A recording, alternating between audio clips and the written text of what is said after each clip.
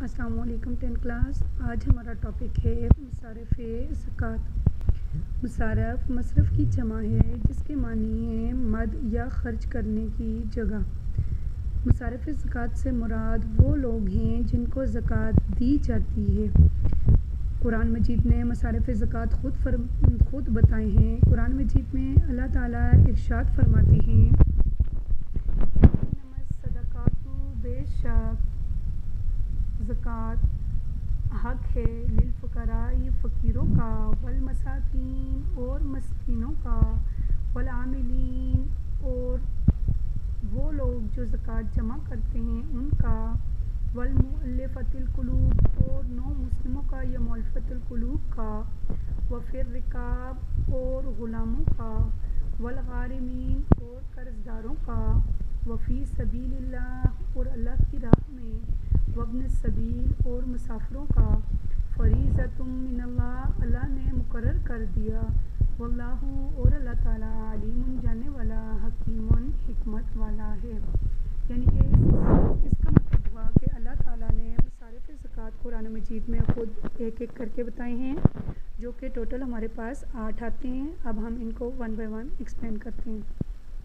سب سے پہلے اللہ تعالیٰ نے کہا کہ زکوٰۃ جو ہے وہ حق ہے فقراء کا۔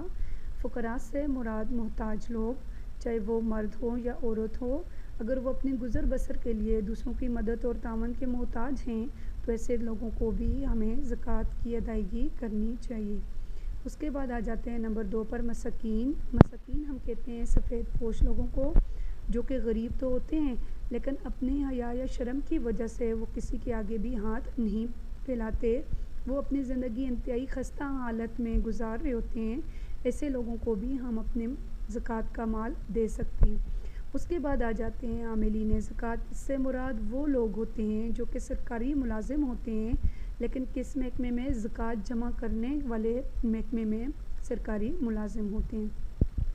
اس کے بعد ہمارے پاس آ جاتا ہے مؤلفۃ القلوب۔ مؤلفۃ القلوب کا مطلب ہوتا ہے نو مسلم، یعنی کہ وہ لوگ جنہوں نے نیا اسلام قبول کیا ہے، وہ ان کی دلجوئی کے لیے اور ان کو اسلام کے مفاد میں ہموار کرنے کے لیے، اسلام کے خلاف ان کے دل کے اندر جو پہلے جو مخالفت یا جوش ہوتا تھا اس کو ٹھنڈا کرنے کے لیے، جو نو مسلم ہوں، جنہوں نے نیا اسلام قبول کیا ہو، ان کو بھی ہم اپنی زکوٰۃ کا مال دے سکتے ہیں۔ اس کے بعد آ جاتا ہے رقاب۔ رقاب سے مراد وہ لوگ ہیں جو کہ غلام ہوتے ہیں، وہ اگر اپنے آپ کو آزاد کرنے کے لیے رقم دینا چاہیں تو ہم ایسے لوگوں کو بھی زکوٰۃ کا مال دے سکتے ہیں کہ وہ اپنے آپ کو آزاد کروا لیں۔ اس کے بعد آ جاتے ہیں نمبر 6 ہمارے پاس آ جاتا ہے غارمین۔ غارمین کہتے ہیں قرض دار لوگوں کو، ایسے لوگ جو کہ قرضے کے بوجھ تلے دبے ہوئے ہوں اور کوشش کرنے کے باوجود وہ اپنے قرضے کو ادا نہ کر سکتے ہوں، یعنی کہ ان کے مالی حالات بہتر نہ ہو رہے ہوں، تو ہم ایسے لوگوں کو جو کہ قرض دار ہیں، ایسے لوگوں کو بھی زکوٰۃ دے سکتے ہیں۔ اس کے بعد آ جاتا ہے فی سبیل اللہ۔ فی سبیل اللہ کا مطلب ہوتا ہے اللہ تعالیٰ کی راہ میں۔ اس سے مراد یعنی کہ ہم جہاد و تبلیغ کے لیے، ارشاد کے لیے، مدارس میں دین اسلام کے راستے میں آنے والی رکاوٹوں کو دور کرنے کے لیے ہم اللہ تعالیٰ کی راہ میں مال کو خرچ کر سکتے ہیں۔ اس کے بعد ابن سبیل۔ ابن سبیل کا مطلب ہوتا ہے، ابن کہتے ہیں بیٹے کو، سبیل کہتے ہیں راستے کو، یعنی کہ راستے کا بیٹا کون ہوتا ہے؟ مسافر۔ یعنی کہ ہم مسافر کو بھی زکوٰۃ کی ادائیگی کر سکتے ہیں، بھلے مسافر اپنے گھر کے اندر خوشحالی کیوں نہ ہو، لیکن کیونکہ وہ حالت سفر میں محتاج ہو سکتا ہے تو ہم مسافر کو بھی اپنے زکوٰۃ کا مال دے سکتے ہیں۔ یہ تو بچوں وہ مصارف ہیں جن کو ہم زکوٰۃ کی ادائیگی کر سکتے ہیں۔ یہ 8 کے 8 آپ نے 1 بائی 1 اسی طرح یاد کرنے ہیں۔ میں نے ان کے آگے اسی لیے میننگ لکھے ہیں تاکہ آپ کو یاد کرنے میں آسانی ہو۔ نیکسٹ انشاءاللہ میں آپ کا ٹیسٹ ہی ان مصارف زکوٰۃ کا لوں گی۔ اس کے بعد ہم اب ان لوگوں کو دیکھتے ہیں جن کو ہم زکوٰۃ نہیں دے سکتے، تو اپنے بیٹا یا بیٹی کو، اپنی اولاد کو زکوٰۃ دینا جائز نہیں ہے۔ اسی طرح اولاد بھی اپنے ماں باپ کو یا اپنے دادا دادی یا نانا کو زکوٰۃ نہیں دے سکتے۔ اسی طرح شوہر اپنی بیوی کو اور بیوی اپنے شوہر کو زکوٰۃ نہیں دے سکتی۔ جو غیر مسلم ہوگا، نان مسلم جو ہیں، ان کو بھی زکوٰۃ کی ادائیگی نہیں ہے۔ اس کا مطلب ہوا زکوٰۃ صرف اور صرف مسلمان کو ہی ادا کرنی ہے، غیر مسلم کو ہم زکوٰۃ نہیں دے سکتے۔ اس کے بعد ہم لوگ دیکھتے ہیں کہ زکوٰۃ ادا نہ کرنے والوں کا انجام کیا ہوگا، ان کے بارے میں رب تعالیٰ نے کیا فرمایا ہے۔ زکوٰۃ ادا نہ کرنے والوں کے لیے ابدی زندگی یعنی کہ آخرت کی زندگی میں ناکامی ہے، ہولناکی ہے، اور اس کا اندازہ قرآن کے ان آیات سے ہوتا ہے۔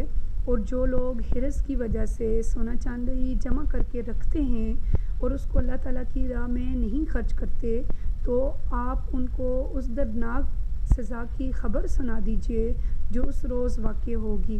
اس روز یعنی کہ قیامت والے دن ہوگی۔ اب وہ سزا کیا ہوگی؟ جب اس سونے چاندی کو یعنی کہ وہ جو دنیا میں سنبھال کر جس کو رکھا کرتے تھے، اس کو دوزخ کی آگ میں تپایا جائے گا، گرم کر کے ان کی پیشانیوں کو، ان کے ماتھوں پر، ان کی کروٹوں پر اور ان کی پشتوں کو اس سے داغا جائے گا۔ اور یہ وہ مال ہے جس کو تم نے اس واسطے جمع کر رکھا، سو اب تم اس کا جمع کرنے کا مزہ چکھو۔ یعنی کہ دنیا میں جب رب تعالیٰ نے فرمایا تھا کہ صاحب نصاب پر زکوٰۃ فرض ہے، تو اس مال کو تم نے جمع کیا اپنے لیے، تو اب اسی مال سے تم مزہ چکھو کہ اسی مال کو جہنم کی آگ میں، دوزخ کی آگ میں تپایا جائے گا اور اس سے تمہاری پیشانیوں، کروٹوں اور پشتوں کو داغا جائے گا۔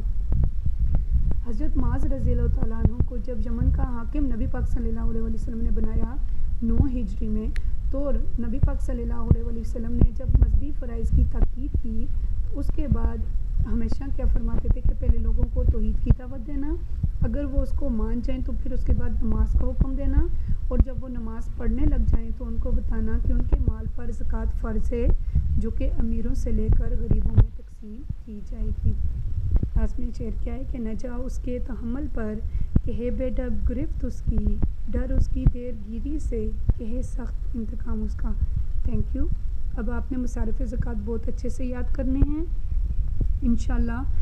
اب میں نیکسٹ لیکچر میں آپ کا ٹیسٹ لوں گی مصارف زکوٰۃ کا، زکوٰۃ ادائی نہ کرنے والوں کا انجام کا، زکوٰۃ کی فرضیت، اہمیت، اور اس میں MCQs بھی ہوں گے اور کویسچن آنسر بھی ہوں گے، تو آپ نے بہت اچھے سے تیاری کرنی ہے۔